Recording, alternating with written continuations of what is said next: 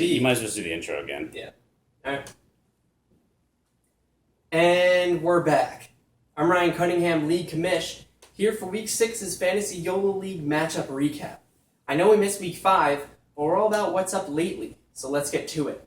We'll start with our first and most important matchup. This week we had the Cunningham Bowl. That's my cousin's, was led by his namesake at QB, who tossed up 3 picks, but still managed 19 points, while DeMarco Murray again dominated, this time to the tune of 20 points against the best D in the league. Meanwhile, the Frat Stars relied on Andrew Getting Lucky, who fretted 25, and his wideout mainstay Alshon Jeffrey, who put forward 13.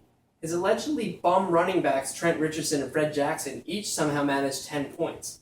Really? The matchup culminated in a head-to-head battle between this year's semi-dud LaShawn McCoy and the week's #1 waiver pickup Andre Williams in Sunday night's riveting battle between the Giants and the Eagles. Let's not talk about it. Earlier this week, Ryan decided to boldly pick up the Buffalo Bills kicker. And while it's true that Jesus was a carpenter, it's also true that this week he died for my sin of dropping him back in Week 3. Ryan didn't get any help from his receiving corps either. Putting up the complete opposite stat line of T.Y. Hilton, Reggie Wayne got none of the love from Luck. # you're welcome, Sheraton. That's my cousins, now with a record of 3-3 and a total of 581 points scored, drops to 5th place, while his moronic brother, the Frat Stars, at 4-2 and a total production of 574 points, remains in 3rd. In our next matchup, the Crimson Chins are the Black and Blue Chins, or more specifically, the Pearly White Chins after getting harvested by Jeffrey, who has clawed his way back to a 500 record.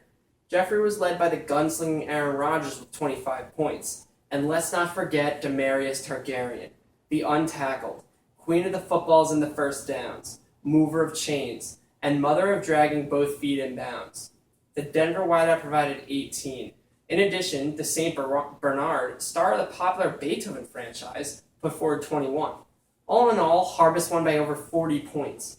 The embarrassing futility of the Giants' offense netted Mr. Rose a whopping 2 points from his receiver and tight end, as the Chins have cruised deeper into the basement of the league. Our Harvest are now in 8th place with a 3-3 record and 537 total points scored, while the Chins are locked in the cellar of our league at 1-5. Moving on. Despite not starting the cornerstone of the great trade rape of 2014 and missing out on 8 points this week, Adam got it done against what it appeared to be a rising Winer-Diner 49er. In an unlikely Oliver twist, Adam proved that he might know more than he's letting on, getting great production from his Week 6 waiver wire running back pickup, who was also passed over by your commish and the Jib. But Adam isn't going to let his team's performance this week speak for itself. His new team name, even more so than the last one, demonstrates a desperate need to convince the rest of the league that we shouldn't be referring to him as Jon Snow. # you know nothing.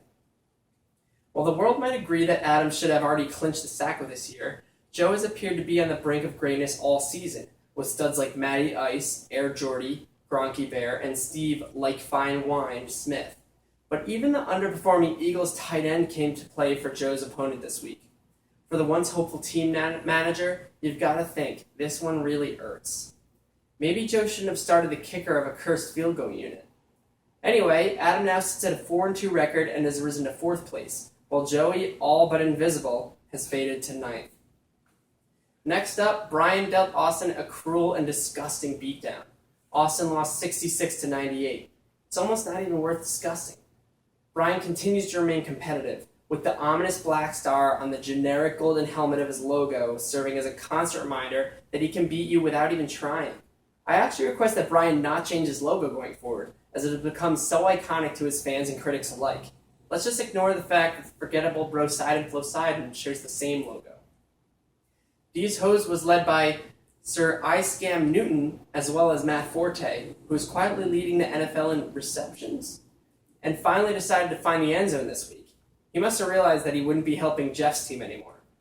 Meanwhile, I think El Jib might just want to skip the pretense and change his name to Worst Tisacco, with Ben Roethlisberger providing his highest individual performance with 12 points. Things are looking terrible for the team going forward. Brian climbs to 7th place this week with a 500 record, while Austin drops back down to 10th. Moving on, We were treated to a juicy matchup when Versailles and Flosside was pitted up against the silkiest of the silk. I think the Eagles and Giants must have caught wind of the way things were turning out in this one and decided to try to mirror it. Starting such studs as an inactive Rashad Jennings, and who we all know to be the true JT, Jacob Tam, in Denver, Evan slid bare-ass down a mountain of sandpaper in Week 6. Broflo got over 50% of his points from a wonderful but undeserved performance from Joe Flacco, while the other half of his starters scored under 3 points combined. A balanced attack by Silky, led by his wide-out running back duo out of Houston, was enough to overcome the Washington General-esque performance by his opponent. Kyle now climbs to a second-place record with a 4-2 record, while Evan, who now sits at 2-4, slides down to 11th. How he's managed those 2 wins is beyond me. Finally, in our last matchup of the week, formerly the Johnny Clipboards, now the Existential Crises, Phil Cockwell turned in a solid performance, but the tortoise caught the hare, as I Like Bortles got a total of 38 points from his non-offensive players. Phil thought he had the game in the palmer of his hand, but with stud receivers underperforming, he found himself jonesing for points in the waning moments of Week 6. Luke is no longer a Sacco candidate, that's for sure, and is instead gunning for that cash money. With nearly 62 points left riding on his bench, it seems like it doesn't even matter who he starts. Phil must surely be in one of his crises, dropping to 6th place, while Los Bortles maintains the league's best record in 6 and 1st.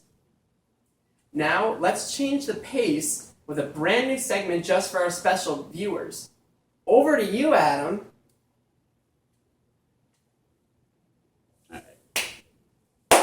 You like that one, or do you want to do it again? That was good. It's good. All right. So, can you put my Silly. script? Good. Yeah. Can you put my script up?